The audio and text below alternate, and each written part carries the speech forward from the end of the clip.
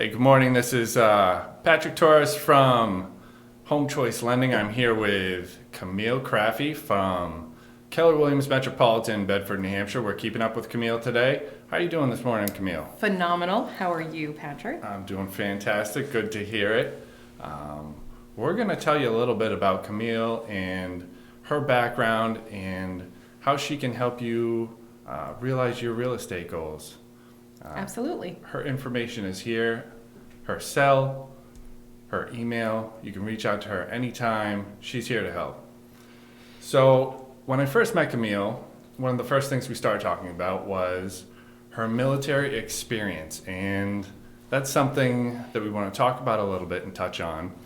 I always notice about people who have been in the military that they have a certain level of discipline and organization to their life that maybe people who haven't had that experience don't have. And you spent 6 years in the Marine Corps. Yes, sir. Right? Sure did. And one of the things that struck me about that was I was surprised that you went into the Marines. Yes. Now, not many women join the military. Correct. But even fewer join the Marine Corps. Yes. So the Marines, in the Marines, we always refer to ourselves as the fewer the prouder, or the few the proud, rather. Female Marines, we refer to ourselves as the fewer the prouder. We really are, we are that 1%. So for every female Marine, there's probably 10 male Marines in the Marine Corps. We are a very small club, and right. So we're thick as thieves. Right, you know, all of us other lady female Marines, we are lifelong friends. It's an experience that really even other male Marines can't really describe. It is very different to be that minority in such a large fraternity, really. Sure, because it's so rare.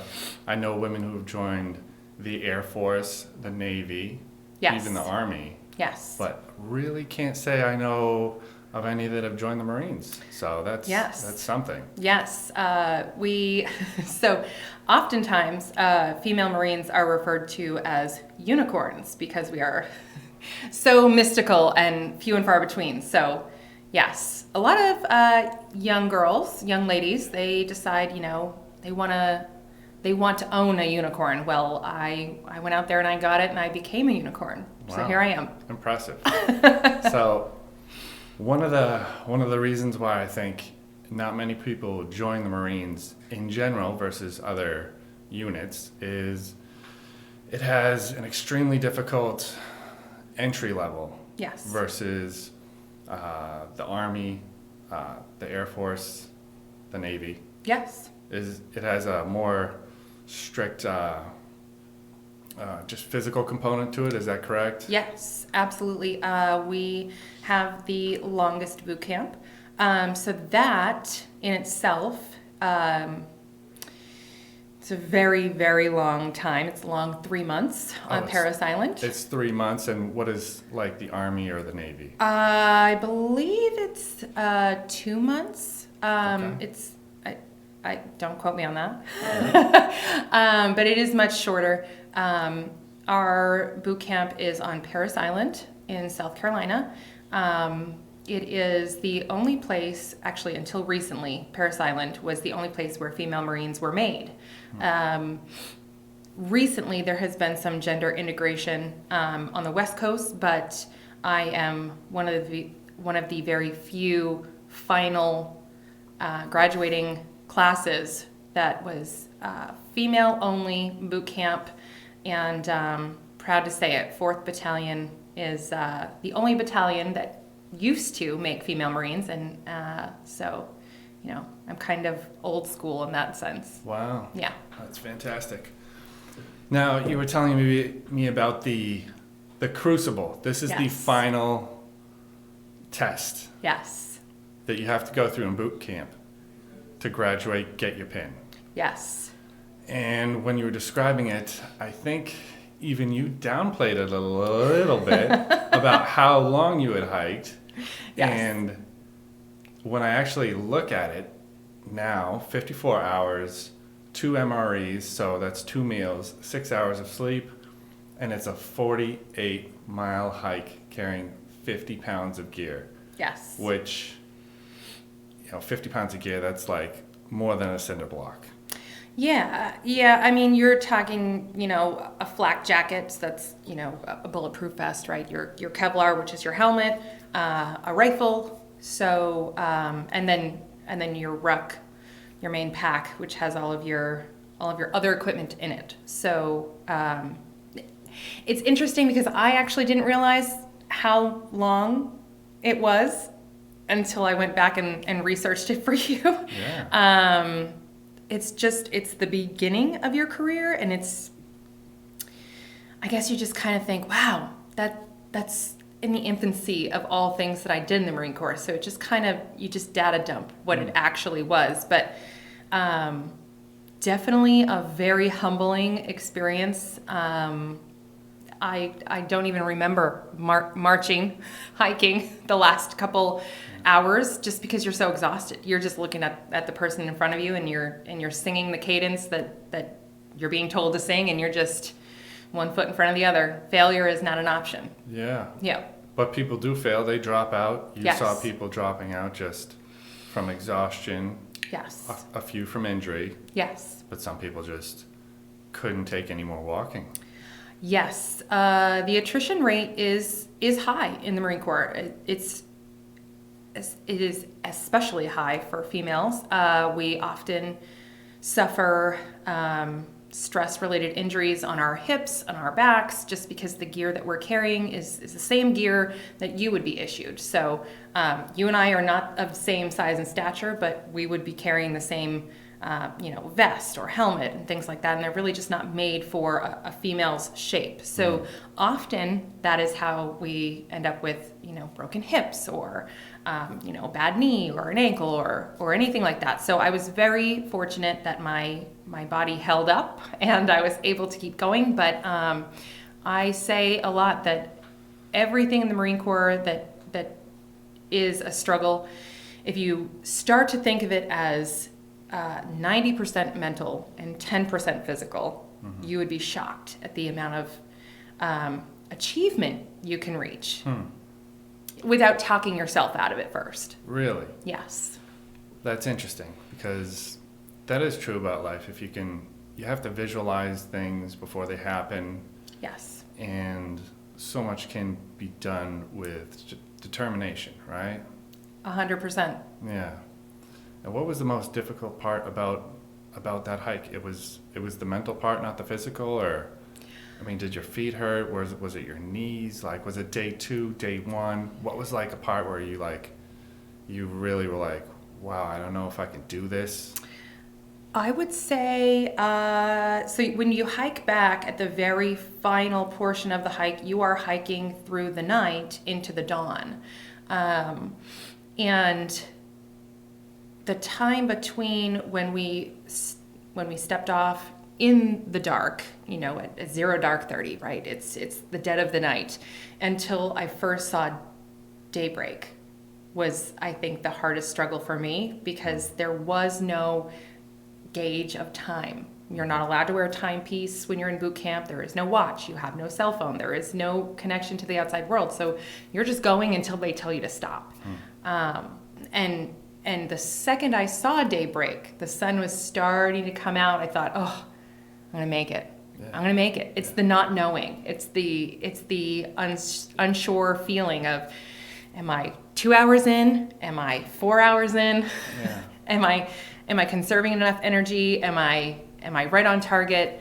But I think it's very funny that something so small as watching the sunrise can give you such a motivation from deep within you that everything's going to be all right. Okay, I've made it this far. The sun is rising. That means, we got to be getting somewhere. Yeah. So it's the little things that really, I think, that whole experience brought forward. It's a whole new perspective and gratefulness for for everything that we take for granted. That, I think, was my entire Marine Corps experience, was really just being mindful of how fortunate we are here. And in the United States of America, we are very fortunate, and we should be exponentially grateful for all of the amazing things that we have. Absolutely, absolutely.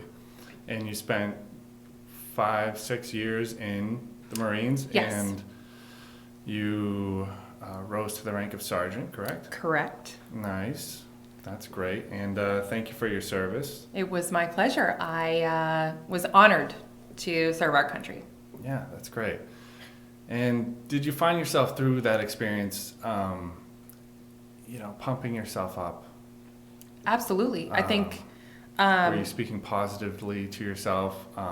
Were there like negative thoughts and negative things that would come into your mind that you had to overcome as well? Absolutely. I think we are, in my opinion, we are our own worst enemies. So if you are telling yourself you can't, then you're probably not going to perform, right? So for me, that was a huge life lesson, was, set a goal, achieve it, even if it's just a small goal. You're one step closer. You're 1 second closer to achieving what you've set out to do. Right. And I actually, my son, who's 3 years old, we have a saying in our house: we don't say can't. We don't say I can't. I like we that. say I need help. Can't lives on Won't Street. Exactly. We can't say can't in that house. No. Nice, nice. All right. So you are born and raised in New Hampshire. Yes. And of course, when you were in the Marines, you left for a little while and were Correct. stationed different places. Yes. But now you reside here locally in the Bedford, Manchester area. Correct. All right. So she can help you with your real estate needs anywhere in this area. And how far do you like to go to help people with their real estate needs? So I want to say the distance is not an issue for me. Although if it's going to put me about 2 hours in the car, that might be a little far, but I've been all the way up to Bartlett. That's about 130 miles. Oh, yeah, great. Yeah. I mean, if you want a ski chalet, I'm your girl. Nice, nice. Not Any afraid to skiers travel. out there, call Camille. There you She'll help go. you out. Yes. All right. And we're going to talk a little bit about some of the real estate trends that you're seeing on the market. Days on the market increasing for properties, price reductions increasing, spring market coming with more listings coming on. It's been a very competitive market the last 2 years. Everybody knows that, especially people who have been looking for houses. Yes. And realtors and just people in the industry. Thankfully, we're starting to see a little bit of a break in that. Some interest rates are starting to creep up. And maybe it's just getting a little bit easier for buyers to get into a home with the offers and the amount of people looking. Do you see that as being true? I do. So when I personally, about a year ago, when I personally purchased my own home, days on market were really close to 72 hours. It was rough out there. It was very hard. And as you can see, depending on where you are in the greater Manchester, New Hampshire area, the average day on market could be 34. It could be 19. But that tells me that buyers have that additional time to, number one, make an educated decision. Number two, they don't feel as though they're pressured to buy something within 15 minutes of showing a property, or Right. seeing a property rather. Right. And that leads to less buyer's remorse. So we're seeing less properties come on and off the market because they really just felt that they had to get what they could get right then and there. Right. Also, that gives sellers the chance to get a better collection of offers. So they can really run the gamut on if they want to take an offer that is of a higher dollar amount, or if they would like an offer that has better terms for whatever their family situation is, if they need to find suitable housing in order to move. I think it just opens the door for flexibility on both sides of the equation. Mm-hmm. That's great. That's great info. And what are some things that you want to remind people who are going to be reaching out to you, people who are going to be shopping in the spring or summer or fall this year, next year? What are just some good reminders that we need to, let people know of that could keep them from getting financing or hold them up in the process? So a lot of folks are unaware of what their credit score is currently. I would say your first step to making a home choice and purchase is knowing where you stand in your credit score. If you have anything that you need to work on, now's the time. You can never start working on your credit too soon. But also, if you are pre-approved, if you have an offer in on a home, you're under contract, don't open a new credit card. Don't buy yourself a new car. Do not go out and furnish the whole thing on a line of credit. That is a showstopper. Right.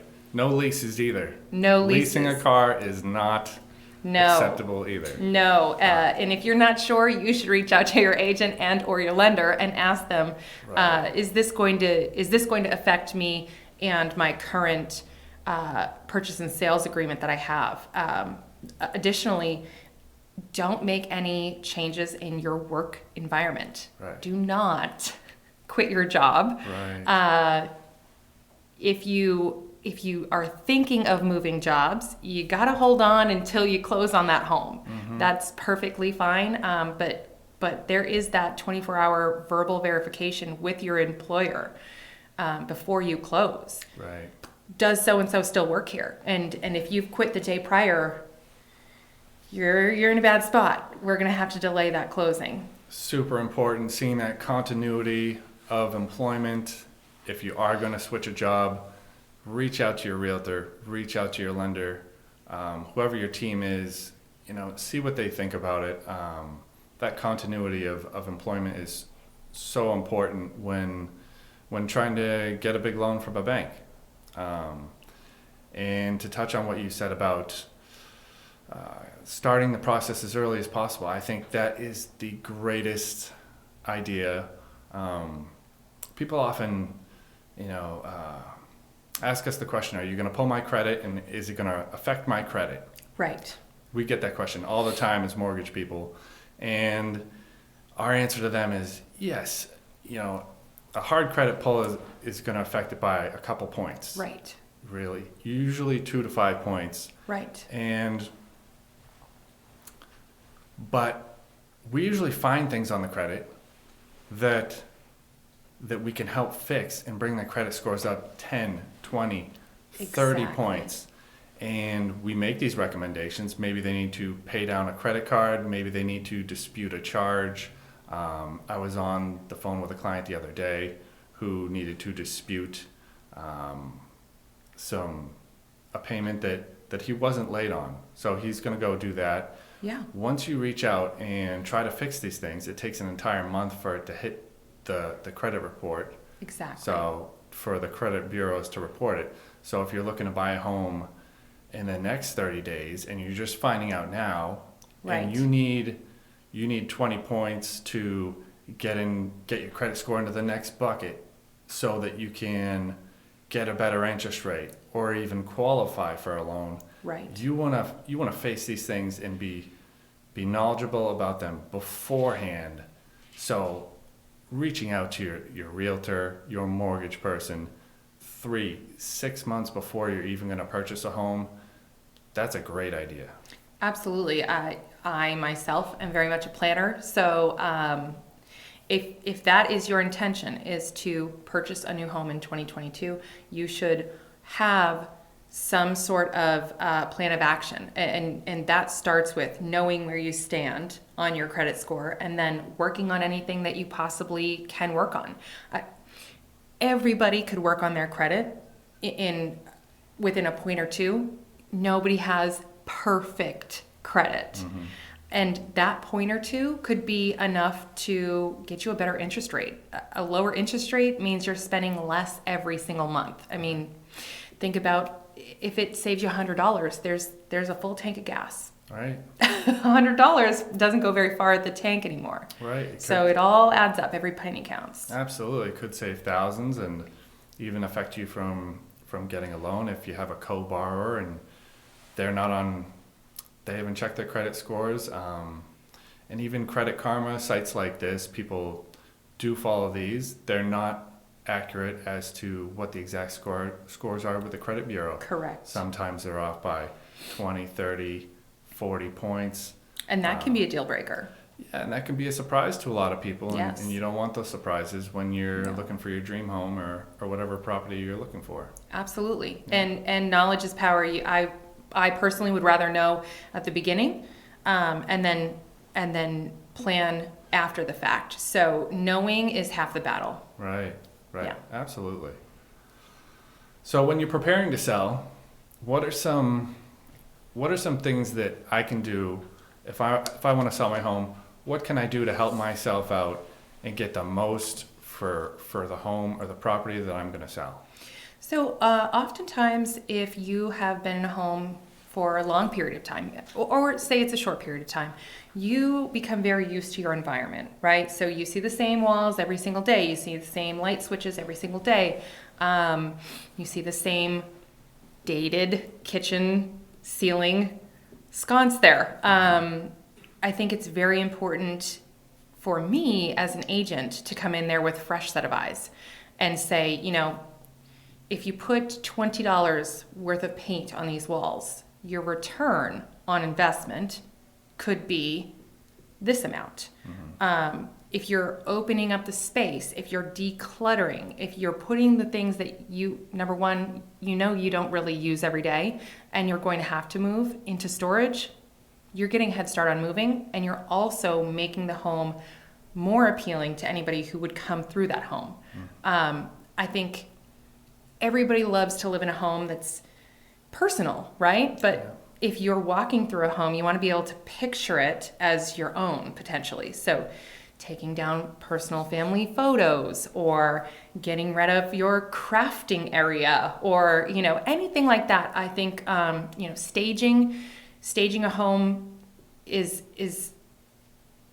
very valuable. The average home that's staged will sell 87% faster than a home that's not staged. Now, staging can be very expensive. However, if you're taking what you already have in your home and you're rearranging what you already own, you're not paying to rent furniture and stage with a staging company. Right. You're really just making the most of what you already have. Right. And that's a good point. Maybe it doesn't need to be fancy, but it could mean taking the pink flamingos off of the front lawn. Not everybody's thing. Not everybody's into that, so just a little thing like that could help. Right. If you have a lime green bathroom, not everybody's into that. Right. So we want to go with some neutral colors. Yes. We want to make sure that all the electrical works. The fan over the stove, that works. Everything's freshly painted. If you have old hardwood floors, resanding them could make them shine again. Yeah. And that could be a very inexpensive thing that's just going to be a wow factor for people coming through to buy the place. I mean, even something as simple as the switch plates on your light switches, right? They've been touched a million times. They're kind of aged from the sun. They're a little yellow looking. Change them out. Sure. They look clean, crisp. Now they instantly have given that entire space a facelift. It seems wild, but freshening up the paint around the doorknob to and from a room. So it doesn't look as lived in or loved in. Yeah. And it seems like a blank slate for whoever it is that's potentially going to make that their new home. Right. Fixtures, just little things like that. Minor repairs that can make a big difference. Yes. And if you have, a leaky kitchen sink, fix it. Right. where there's smoke, there's fire, right? So if you have a leaky kitchen sink and someone walks through and they see that, now they're thinking to themselves, oh, maybe there's other plumbing issues in here. When really it was just that one little leaky faucet underneath the sink. Right. So you don't want to surpass something so simple, and it could, if you're handy, it could cost you a couple hours on the weekend. If you're not handy, you should hire a professional and/or find yourself a friend who is handy. It's going to be worth it in the end. Yes. To do these things. Yes. And some of these items are going to just get you more money when you sell the property. Yes. Some of them could actually hold up a closing, make the property not pass inspection. Yes. Or they're going to make it onto an inspector's report, or they're not going to pass the appraiser's inspection. Right. Things like evidence of dampness, termites, mold, missing hand railings, roof leak or damage.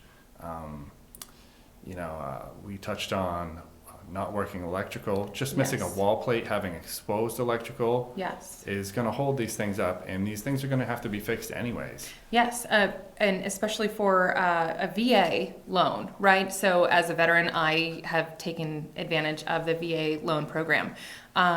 Missing handrails and peeling paint are probably the two highest deal breakers for a VA loan when you're looking at an inspection. I mean, if you're selling a home and there's peeling paint in a certain area of your home, scrape it, paint it. Right. You're only opening the door to appeal to more buyers in that sense. And myself, as an agent, I understand that if I'm working with a VA buyer and I see that there's a handrail missing, the first thing I'm going to say is, listen, when we write this offer, we need to say, if need be, I will go and make sure that there is a handrail, even if it's temporary, put in place so that we can pass that VA inspection and we can move forward.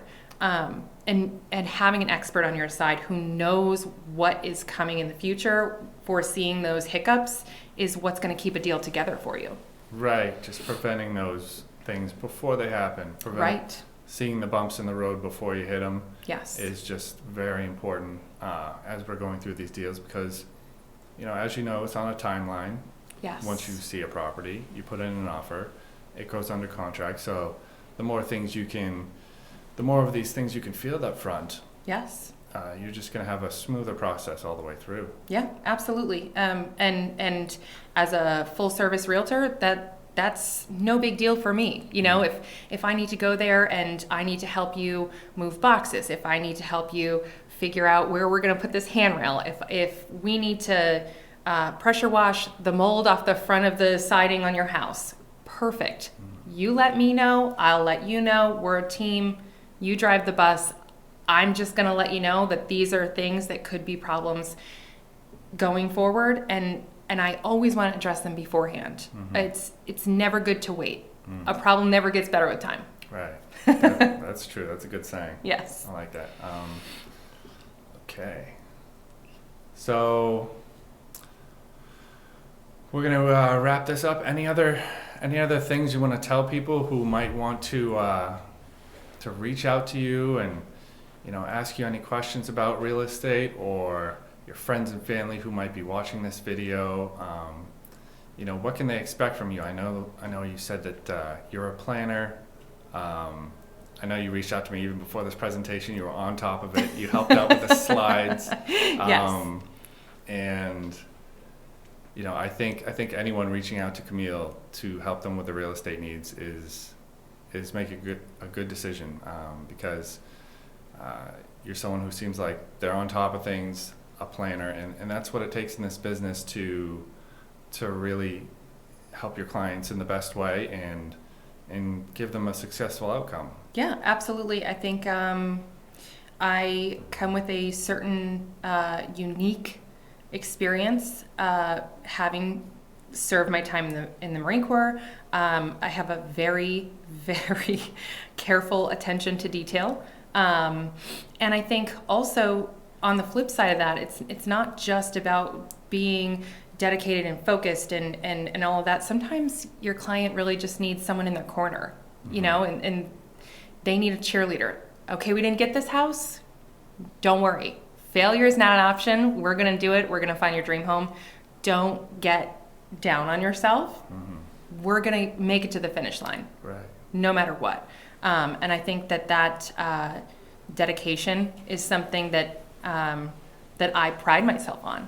You know, I am always going to do whatever it takes to get my clients whatever it is that they wish. And as your agent, what more could you ask? Yeah, absolutely. I agree. Camille Craffey with Keller Williams Metropolitan right here in the Bedford, Manchester area. Her information is right there for you. You can call her on her cell, text her, email her anytime you need her help. Thank you for being with us here today, Camille. We really appreciate it. And it was great spending this time talking with you. Awesome. Thank you, Patrick. Okay.